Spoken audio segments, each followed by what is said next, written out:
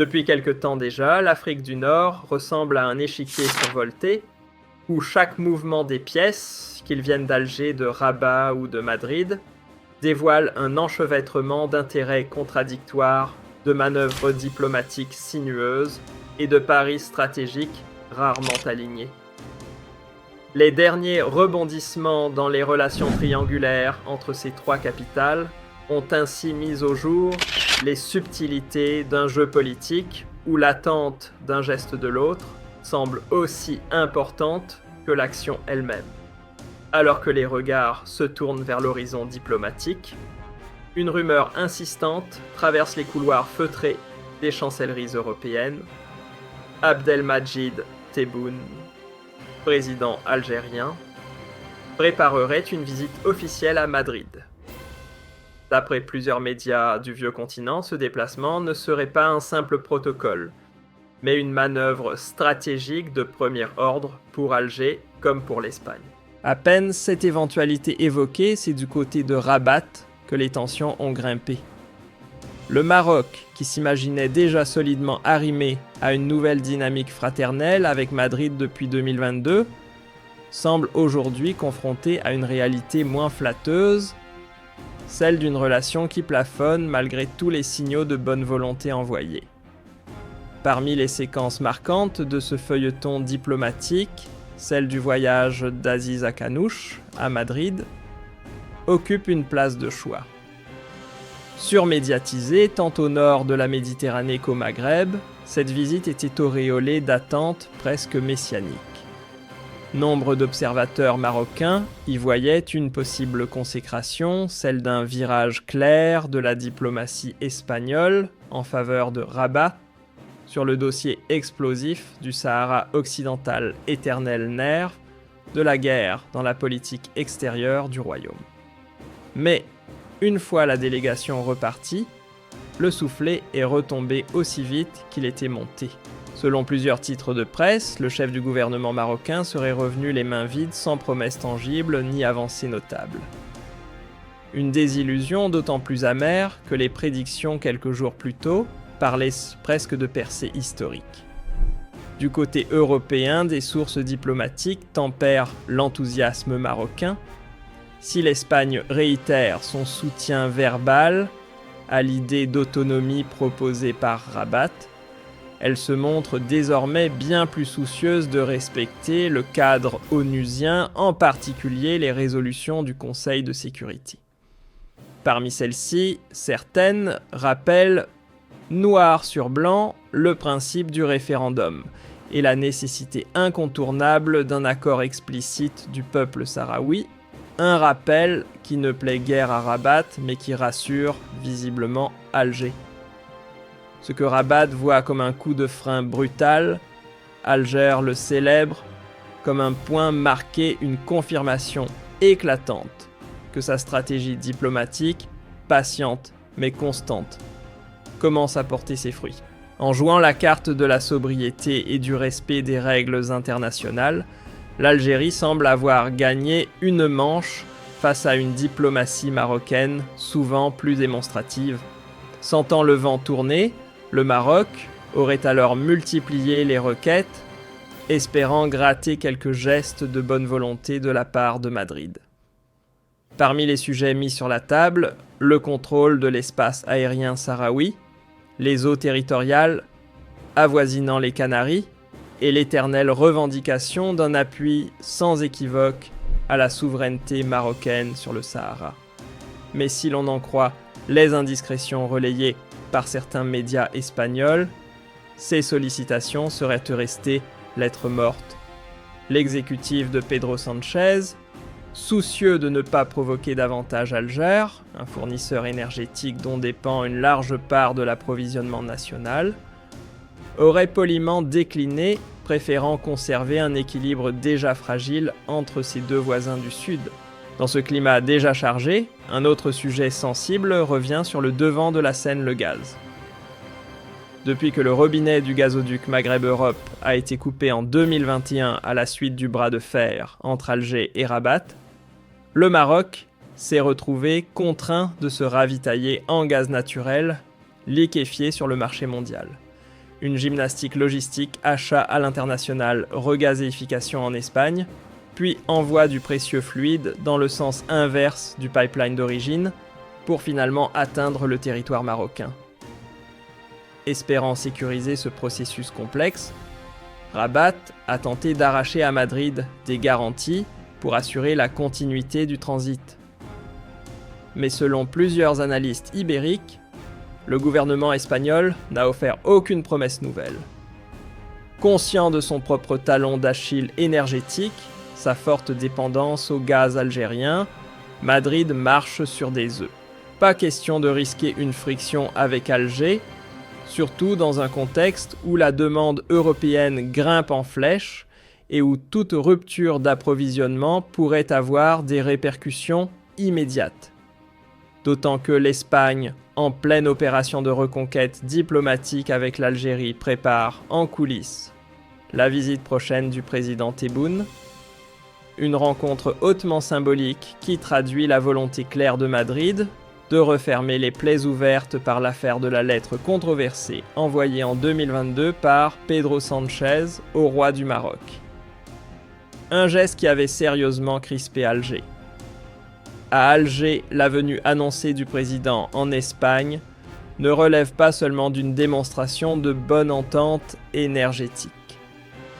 C'est aussi une carte maîtresse pour tisser des ponts vers d'autres domaines clés de l'industrie à l'agroalimentaire, en passant par la logistique stratégique et les investissements étrangers. Une opportunité de renforcer l'ensemble de l'architecture partenariale avec Madrid, bien au-delà des seules questions de gaz. Dans les coulisses du pouvoir algérien, les diplomates murmurent une conviction bien ancrée, malgré les hauts et les bas de ces dernières années. L'Espagne reste un pilier incontournable de leur stratégie extérieure, mais pas à n'importe quel prix. Pour qu'une relation tienne dans la durée, il faut qu'elle repose sur deux piliers solides, un respect réciproque assumé et une fidélité aux normes du droit international. Pendant ce temps-là, du côté de Rabat, l'atmosphère est nettement moins sereine. Le retour jugé décevant d'Akanouche après son escapade madrilène pourrait bien faire des vagues sur la scène politique interne. Surtout dans une conjoncture où l'économie marocaine plie déjà sous le poids d'une facture énergétique de plus en plus salée. Dans les colonnes de la presse locale, une nouvelle fait déjà grincer des dents la bouteille de gaz domestique pourrait coûter bien plus cher à partir de 2026. En cause, la fin programmée au 31 décembre 2025 du contrat gazier qui permettait encore, malgré les tensions, de faire transiter indirectement du gaz algérien vers le Maroc. Résultat, un prix qui pourrait bondir de 40 à 75 dirhams, selon certaines projections. Une perspective qui inquiète sérieusement une population déjà fragilisée par une conjoncture économique tendue et qui redoute une nouvelle flambée des tensions sociales. Sur le terrain géopolitique, les experts notent également un glissement stratégique significatif, alors que Rabat s'évertuait à obtenir une reconnaissance explicite et sans détour de sa souveraineté sur le Sahara. Le discours international semble désormais se recentrer autour d'une approche plus nuancée, celle du plan d'autonomie, mais strictement encadrée par l'ONU. Pour de nombreux analystes, ce basculement n'a rien d'un revers humiliant pour le Maroc, mais s'inscrit dans un réalignement régional plus large. Car dans ce nouvel échiquier, c'est l'Algérie. Forte de ses gisements énergétiques, de son activisme diplomatique et de son rôle renforcé dans l'architecture méditerranéenne, qui revient au premier plan comme un interlocuteur avec lequel il faut désormais compter. Le climat s'est encore alourdi lorsque certaines voix marocaines, visiblement en quête de levier diplomatique, se sont mises à ressusciter d'anciennes ambitions territoriales. Qu'il s'agisse des îles Jaafarines, des eaux atlantiques, proches des Canaries, ou du contrôle de couloirs aériens jugés stratégiques, ces revendications sont apparues aux yeux des observateurs européens comme des éclats hors de propos. Résultat, une image renforcée d'un Maroc exigeant plus que ce que sa position actuelle lui permet raisonnablement de décrocher. Face à cette agitation, Madrid a choisi de ne pas tomber dans le piège de la surenchère. Les autorités espagnoles jouent la carte du réalisme, continuer à travailler main dans la main avec Rabat sur les questions sensibles comme l'immigration, la sécurité ou les échanges commerciaux, tout en évitant scrupuleusement de franchir le seuil diplomatique qui risquerait de fâcher Alger. C'est dans ce contexte que l'arrivée imminente du président Tebboune à Madrid pourrait changer la donne. Pour de nombreux diplomates européens, cette visite marque bien plus qu'un simple événement protocolaire. Elle ouvre une fenêtre d'opportunité pour sceller de nouveaux accords, dans l'énergie, l'industrie ou encore les mobilités, tout en instaurant un dialogue franc sur les sujets qui fâchent. Une tentative de rééquilibrage qui pourrait bien redessiner les équilibres régionaux dans les mois à venir. Pour nombre d'experts, le basculement en cours n'est pas une simple reconfiguration bilatérale, mais une occasion en or de poser les bases d'une stabilité plus large dans l'Ouest méditerranéen. Une zone trop longtemps paralysée par des rivalités anciennes, où les logiques d'affrontement ont trop souvent pris le pas sur la coopération. D'autres analystes vont encore plus loin. Les événements récents auraient beau lever le voile sur une réalité que certains préféraient ignorer, l'émergence de l'Algérie comme acteur régional de poids, alors que l'Europe, bousculée par les crises énergétiques, les turbulences économiques et les menaces sécuritaires, se cherche des partenaires solides, Alger s'impose peu à peu comme une valeur refuge diplomatique. Et dans cette nouvelle équation, le revers d'Akanouche à Madrid n'est pas uniquement dû à des maladresses techniques ou à une réception tiède. Il illustre surtout une vérité brutale dans un monde en recomposition. Les anciens alliés du Maroc ne peuvent plus lui dérouler le tapis rouge sans tenir compte des lignes rouges d'Alger. Tandis que la venue de Tebboune à Madrid se profile à l'horizon, les chancelleries européennes s'affairent en coulisses. Ce qui se prépare ne relève pas du simple ajustement cosmétique, on parle ici d'un véritable recadrage diplomatique, une reconfiguration des rapports entre l'Espagne, l'Algérie et le Maroc. Selon plusieurs sources, ce tournant pourrait bien mettre un terme à une période marquée par les non-dits, les gestes ambigus et les équilibres instables, pour inaugurer une ère plus lisible, moins passionnelle et fermement ancrée dans les principes du droit international. Reste maintenant à voir dans quelle direction la boussole régionale pointera. Les mois à venir seront sans doute cruciaux pour déterminer si la Méditerranée occidentale opte pour la désescalade, la stabilité et la coopération, ou si au contraire, elle replonge dans un cycle d'affrontements, alimenté par les vieilles querelles, les revendications territoriales réchauffées et les rivalités politiques jamais vraiment résolues. En bout de course, cette série d'événements, dense, rapide, parfois chaotique, révèle une chose essentielle, la carte géopolitique du Maghreb et de la Méditerranée est en pleine mue. Les relations entre Alger-Rabat et les grandes capitales européennes ne répondent plus au schéma d'hier. Elles sont désormais dictées par un enchevêtrement de facteurs, pression énergétique, tensions diplomatiques, fragilité régionale et jeu d'influence sur des États européens eux-mêmes tiraillés entre impératifs économiques et pression politique interne. Une recomposition qui ne fait que commencer. Derrière les débats sur le gaz, les routes des pipelines, le sort du Sahara occidental ou encore les revendications maritimes et aériennes, il ne s'agit pas seulement de renégocier des relations entre États. Ce sont les règles du jeu elles-mêmes qui changent, les alliances se redessinent, les visions stratégiques évoluent et chaque acteur voit son espace de manœuvre remodelé par ces secousses géopolitiques. Dans cette valse régionale, l'Algérie n'a pas tapé du poing sur la table. Elle a préféré avancer à pas mesurés. Pas de déclaration spectaculaire, mais une ligne diplomatique constante, méthodique, mûrement pensée. Une stratégie fondée sur 3 piliers: exploiter intelligemment son levier énergétique, défendre fermement le droit international dans le dossier sahraoui et bâtir des partenariats solides sans jamais sacrifier la cohérence au profit de la précipitation. Et le moins qu'on puisse dire, c'est que cette sobriété porte ses fruits. Il suffit de regarder les signaux envoyés par les grandes capitales européennes, même celles qui hier encore jouaient la carte de l'ambiguïté réajustent aujourd'hui leur posture. L'annonce de la visite présidentielle algérienne en Espagne, les tractations menées en amont dans les cercles diplomatiques et l'inquiétude palpable dans certaines sphères marocaines confirment une chose: l'Algérie n'est plus une variable secondaire. Elle est devenue une pièce maîtresse dans l'équation énergétique et stratégique de la Méditerranée.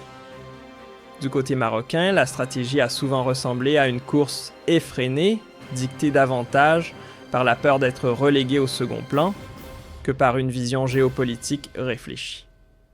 Rabat dans l'urgence a multiplié les requêtes adressées à Madrid, relancé le soutien sur le Sahara occidental, revendiqué certaines zones maritimes sensibles ou encore sécurisé des canaux énergétiques alternatifs.